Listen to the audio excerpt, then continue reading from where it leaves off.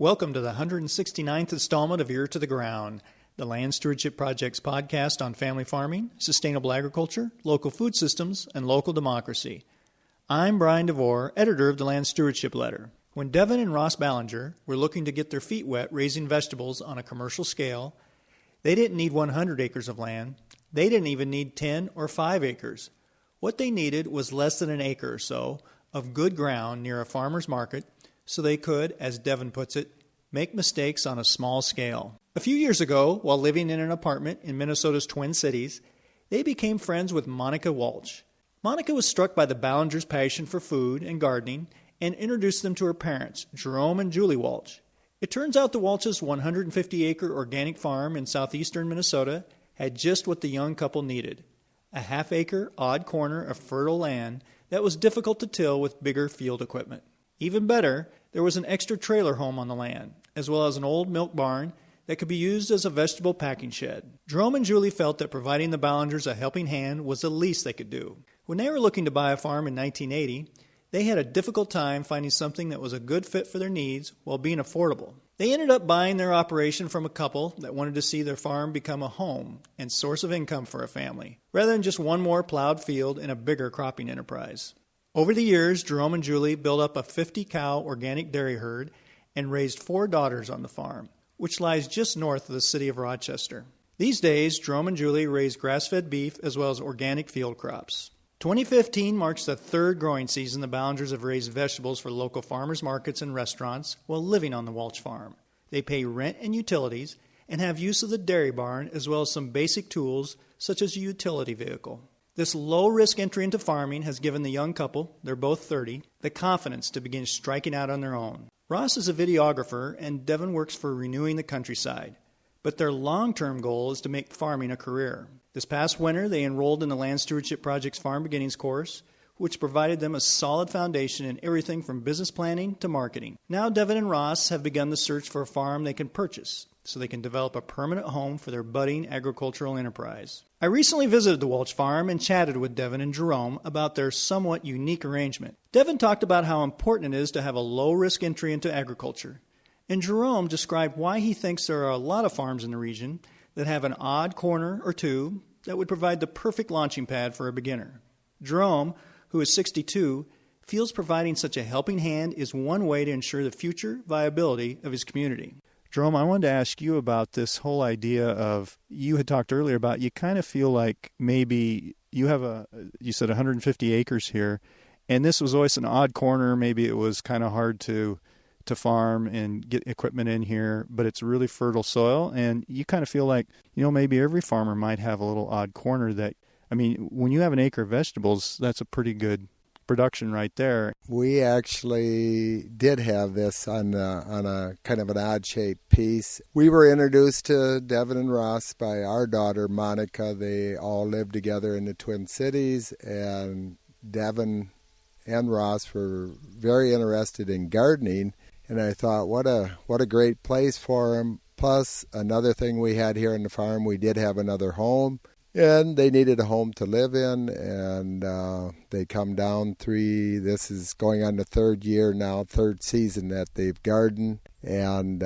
it has worked out great. It's a nice chunk of ground. It really hasn't changed anything in what I'm doing on the rest of the farm, and it's gave Devin and Ross just a great opportunity to get their hands in the dirt and try the things they've learned now from Farm Beginnings and all the infrastructure of people around here willing to help about. So it's been a great situation. Devin, how important has it been for you to get, like you said, it sounds like it's been a way for you at low risk to get your hands dirty and make some mistakes? No, it has been good. We are the ultimate beginning farmers, so all we needed was just a chance to plant things, learn from it, make mistakes.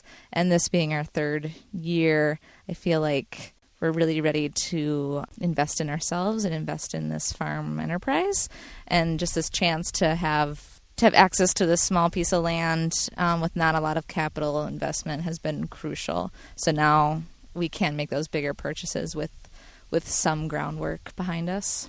Yeah, just the opportunity to give it a go and make mistakes has been crucial. And he's been super open to allowing us those chances. You had gardened for 2 years, 2 full seasons, it sounds like, before you took Farm Beginnings. A lot of people maybe take Farm Beginnings before they even get in on something like this.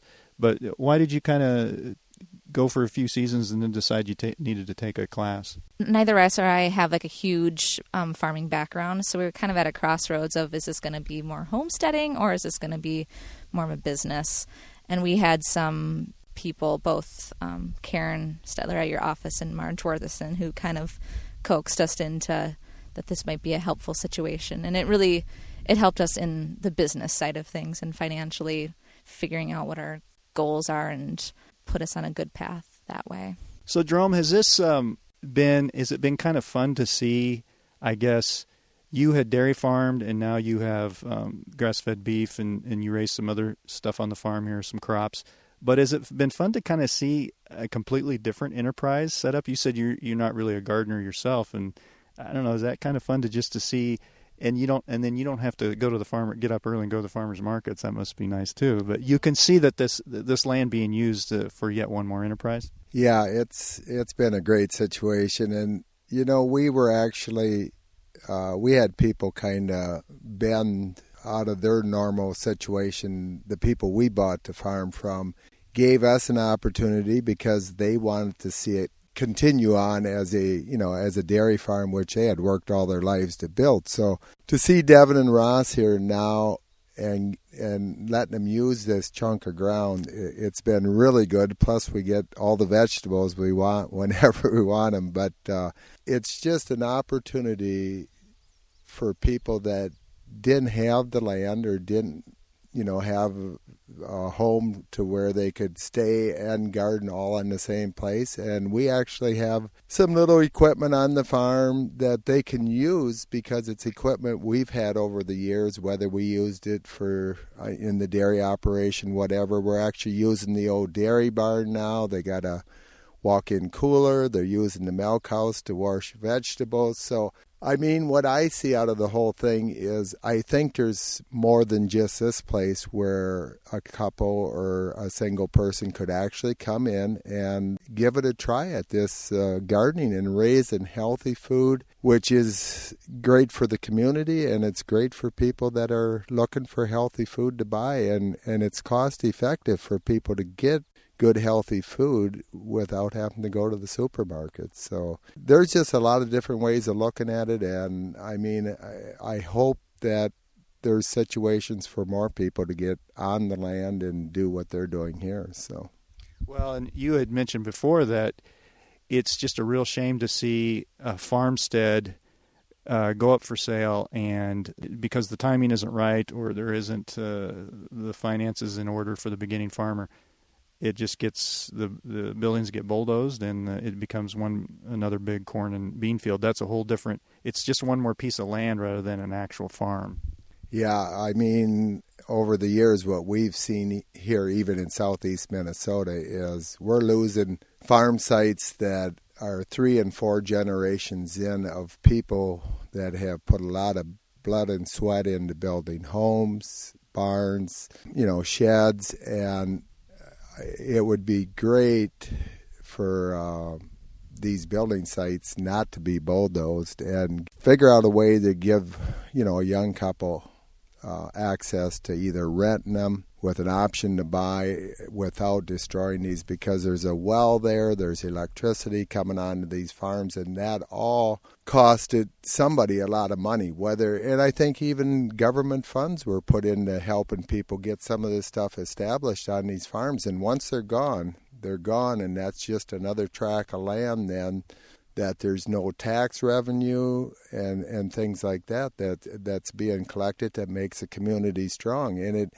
it makes it hard to keep the township road infrastructure up and all the different things that all is tied into. So if we want to have our grassroots, system work, we got to keep enough people on the land. So if there's a way that any of us can help out to keep these building sites alive and active, I think it'd be great for the whole situation. Last question for you, Devin. So you guys are kind of looking at the future, and have been looking for farms, but it's been a bit of a challenge to find kind of what you're looking for. What have been some of the challenges there? One challenge is that we want to stay in this area of southeast Minnesota, and where there are more farms in other areas of Minnesota or Wisconsin, we've kind of committed to this. I think this being our main community because of the growth of Rochester and just of southeast Minnesota. And there's just not a lot of 20-acre parcels that come up for sale. And if they do, they're really expensive, really, really expensive. So we're in the process of figuring out what is the best way to access that. So we're most likely going to be going through an FSA loan. We aren't really approved for a regular home mortgage. So FSA or a contract for deed is probably our most ideal situation, which it's great that the FSA has that program. But yeah, there's just not a lot of 20-acre parcels that come up for sale. So that's what makes it really difficult. But we just keep putting the word out there and assume that it'll pop up eventually. Well, and I wonder if, since you're not just coming fresh to the community, you've lived here now for 3 years, and you're meeting people through Jerome, and it sounds like through some other people, like Marge Worthison is a mentor for you, who's a local vegetable producer here. Maybe you're getting some feelers out there that you may hear about some opportunities that you wouldn't otherwise. Yes, I think we have people in our court that want to help us be in this community and to achieve our goals. So they're constantly looking out for us. And people will tell us they heard of something, and we'll check it out. And sometimes it kind of fits, sometimes it doesn't, but it's all going towards the same path and goal. You had said you'd taken Farm Beginnings because you kind of wanted to decide whether this is going to just be homesteading or an actual business. How do you feel now? Do you think it's going to be a viable business? I do. I think this third year has so far, we're only partially into summer, but it's kind of realigned some thoughts in my head and our heads about what we really need to move forward. I've been looking at more cash flow cost effectiveness more intensely than I did the first 2 years. So I think by year 4, even the look of what we'll be doing is going to be significantly different because we want to make it a business because we see it being really essential for our communities around here to provide that kind of good local food.